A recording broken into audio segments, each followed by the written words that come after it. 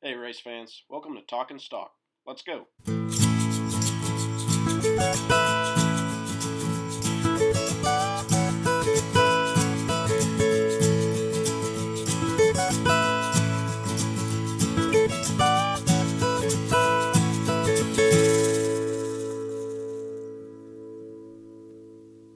Hey, everybody. Welcome back to episode number 8 of Talking Stock. Appreciate you guys tuning in. I'm here with my co-host, Trey. Trey, how you doing?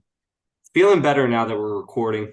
This is one of those weird weeks throughout the year that not too many sports on TV, so it's kind of been a lull the last couple of days. We had the MLB All-Star Game and Home Run Derby, but feels good to be talking some sports.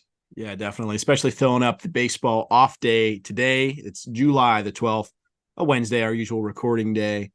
Before we get too far into it, I'd like to always give a shout out to everyone behind the scenes making our editing happen. And as always, our fellas over at Novus playing us in every week. Really good stuff from them. But Trey, we got some breaking news to talk about. Yesterday, it really piled in. I think Bob Pockris described it as the worst kept secret in the sport, and that's Busch Light Anheuser-Busch going to Ross Chastain and Trackhouse. Yes, for a rising star. I know we've had some of our own opinions on Ross, but I think he is part of the future of this sport. So getting a major sponsor like Busch it is great for him, great for that team. That Trackhouse team is expanding. We saw a couple weeks ago in Chicago with that Project 91 team getting the win. So super exciting to see that for him. Maybe not the best move for SHR, but great for Trackhouse. Yeah, certainly. And kind of, we were talking about this the other day, Trey. It's moments that build a star, but there's a couple other factors. There's car speed. There's, in this case, it's the sponsor. When you think of iconic drivers, you think of the Lowe's 48. Obviously, for longevity, you think of the FedEx 11 car. You think of Kyle Busch's 18 Mars car. We've had the moment. We've got the Hail Melon. We've got the on-track incidents. But now we've got a car, nothing against Worldwide Express, which has been a really good sponsor for Trackhouse, and I believe is probably going to stick with Trackhouse and Ross Chastain, is we have one of the premier cars, one of the most historical Budweiser, Anheuser-Busch, it's all the same umbrella. I mean, this is a major get for Trackhouse, and this is all a part of that rising star for Ross Chastain. You have the Hail Melon, you have now this car that you look at, and Busch Light is super involved weekly with putting out new products and how they're, marketing like the Busch Peach, where they've done the dog brew, or a Busch Apple, and, different designs. It's good for the sport, and it's good for making star drivers. And while I've been on the receiving end of some bad Ross Chastain stuff, he's good for NASCAR. And I think it's an exciting partnership that just started. Yeah, I mean, Busch Light is a premier sponsor in the sport. It's recognizable in the track. People will eventually associate Ross with Busch Light. Being one of the premier beer sponsors for the sport. Everyone is going to know Ross Chastain if you don't already. So making of a superstar there. Yeah, I think this is all part of his stock, and man, where it goes over the next 10 years or so, I'm excited to watch because I think it's going to be really great for NASCAR. But moving on off the news that kind of happened during the week, let's get into the race week. And I thought it was fantastic racing at Atlanta, and we get win number 4 for the 24. So that's the double the win total for Byron coming into the season. He's had so much success during the season. I think he's had some really fortunate breaks, which clearly came through on Sunday. But I think the racing that we saw, Trey, I love the repave of Atlanta. I'll start with that. I think it's really, really great stuff down there. Yeah, I think it was Junior that talked about this is the ticket to get. I'm going to start looking into getting tickets to one of the races next year down there in Atlanta, because I thought the racing for what we got, we didn't get the full race, but from what we got was awesome. I would have ranked it probably the top race of the year for me. Super exciting throughout the pack. There was people coming and going and all over the place. There was action. Now, I think some of that action came from the impending weather that the drivers knew about, so they knew that they didn't have the full race to get to the front. But it made for some awesome racing. Yeah, I would definitely agree with that. Unfortunately, it is cut short. This is 2 weeks straight of some bad weather breaks for NASCAR and having to make some difficult calls, whether it be the delay pushing Chicago and then the inevitably shortened race length in Chicago. And this last week we got obviously a rain shortened race. So tough break there for NASCAR, but I think it doesn't take anything away from what happened on track in Atlanta. And unfortunately for us, Trey, it works out that we had our two guys. This is kind of 2 weeks in a row. I think we were looking really good for Chicago too. But the best two cars on the track were Brad Keselowski and Ryan Blaney. We picked those guys to win. Yeah, I mean, I definitely saw it with Keselowski there after the pit stop with, what was it, about right at the end of stage two there. So about 20 laps left. He got four tires and he was up to six when the caution came out and stayed out for the rain there. He was dominant, and Ryan Blaney wasn't too far behind him. And before all that, they were the cars to beat. They were running 1-2 for a lot of it, going back and forth there, pushing each other. So I think if we would have saw this race go the distance, or even just a couple more laps, they would have been battling for the win again. Yeah, I agree. And that kind of comes back to the question, Trey. Did NASCAR get it right? And I don't see any other way around it. It's just unfortunate. NASCAR can't control the weather. I know there were some mixed opinions I saw online, especially on Twitter, where people like to be vocal. I just don't know what more they could have done. The rain was coming. That kind of super speedway style track, we saw what happened in Atlanta and bunched everything up, turned into a parking lot. So, I mean, Trey, do you think there's anything more NASCAR could have done? Should they have run this a few more laps? So my biggest issue comes with the caution came out at the end of stage two with 5 to go. And they rightfully so, they decided they didn't want to open pit road until the end of the stage. So they ran 5 laps under caution there before they even opened up pit road. So that was an extended caution that, in my opinion, and I don't know where the rules lie, but this is just purely from a fan perspective, they should have just ended the stage right at the end of that caution. That was your position. And then allowed the pit road to open shortly thereafter once they had the wreck kind of cleaned up, and maybe would have given us another 5-10 minutes worth of racing before the eventual caution and rain came. On the back end, when they ran all the caution laps there in stage 3 before they threw the red flag and brought them down pit road, I don't know if there was much that they could do, because as you said, we saw it in Daytona last year, that as soon as that rain would have started, those cars would have been slipping and sliding everywhere, could have seriously gotten someone hurt. So I don't know if they had a ton of options there. And then the only other one is maybe starting the race a little bit earlier, 15 or 20 minutes earlier. But this is all just, I guess, in hindsight, when you see like there could have been more action and maybe the best cars weren't at the front at the end. NASCAR couldn't have predicted that. So I don't think they necessarily got it wrong, but maybe some adjustments they can make in the future.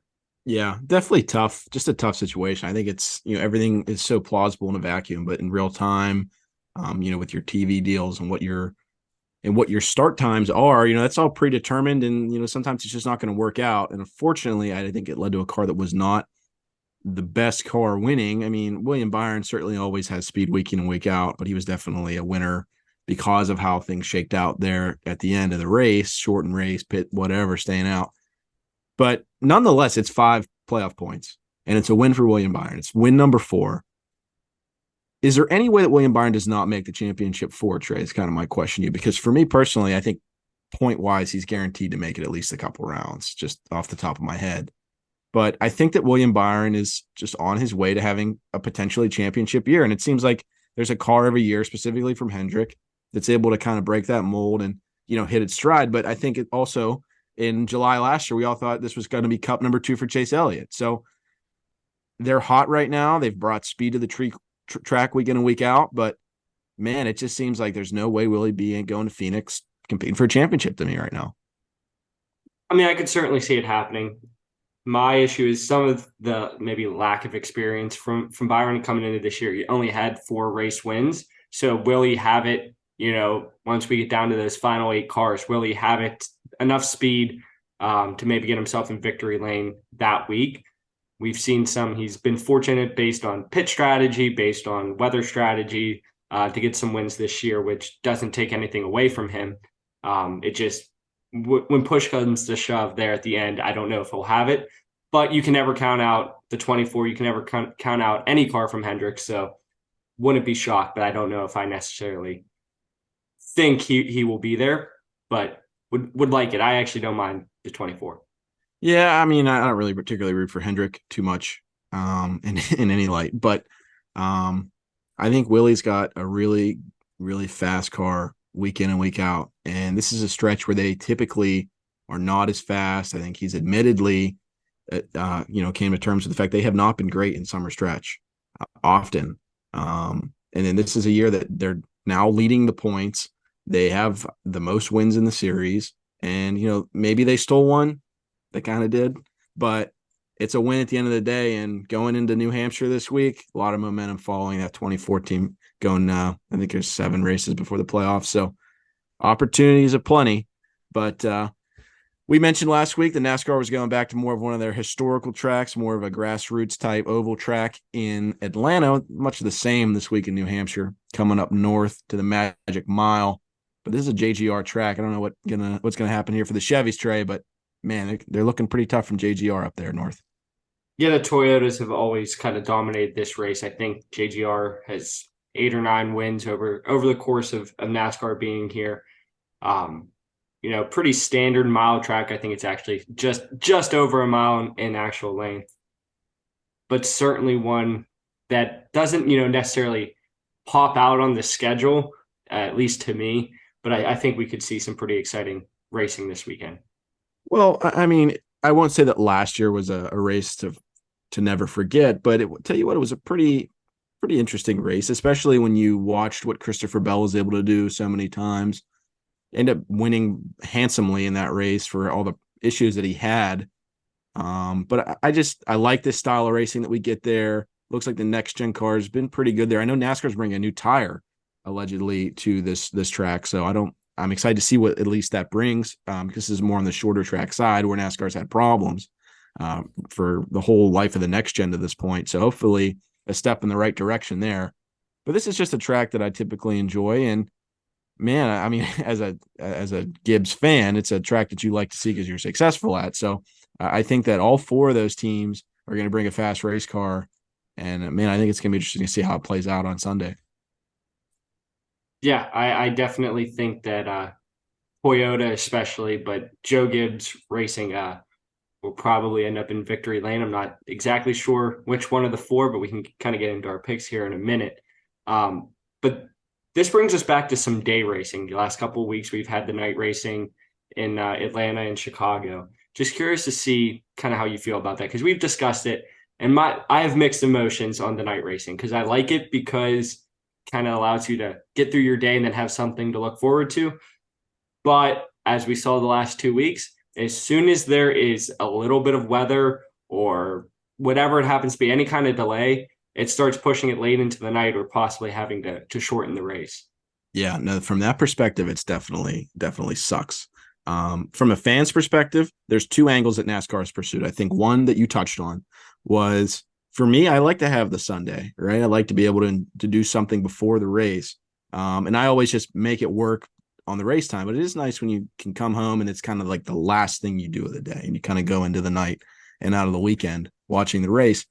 And I do enjoy that, and I appreciate the effort from NASCAR on that. And 2, I know that they touched on track temperature and just how hot it is for the fans that are going to these races. And, Atlanta in the middle of July can get pretty hot, understandably. So putting it at night is a little more viewer friendly for those in the stands.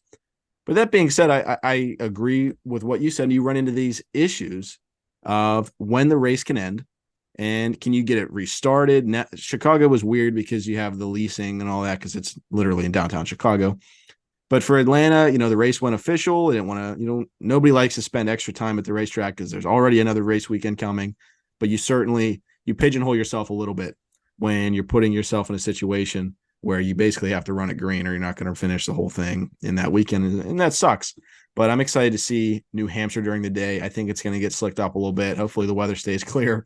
I know, was it New Hampshire a couple of years ago where half the JGR field went into the wall coming into turn one? I think it was Busch. It was either that or Dover. I can't remember. But either way, hopefully the weather stays up and clear, because 2 weeks in a row, I think not only as a fan you feel cheated, but I know our picks have been screwed to the wall having that happen. So hopefully it stays green. Yeah, speaking of our picks, hopefully this weekend we stay green so that when we inevitably pick the best cars again, obviously that's just what we do here. Automatic. That they actually get into victory lane. So we can hop into that. Kyle, I think we discussed a little bit beforehand that I think we both are kind of feeling the same winner this weekend, and that's the 20 of Christopher Bell. He's been dominant at this track. I think I saw a stat that in all of his NASCAR career, so that's trucks, Xfinity, and now in the Cup Series, he's finished first or second in like every race except for one, and it was like his first year in Cup that he started kind of back of the pack, drove his way all the way up, blew a tire, drove his way up again, and then blew another tire, and that took him completely out of the race. So he knows how to run this track, and just JGR in general is always good here. So I'm going to take the 20 of Christopher Bell. Yeah, and we had talked about this prior, and Trey and I have not been. We've agreed on some stuff, but we've not been adamant that we were both going with the same guy to this point in episode 8. But there's just no argument for picking anyone other than Christopher Bell.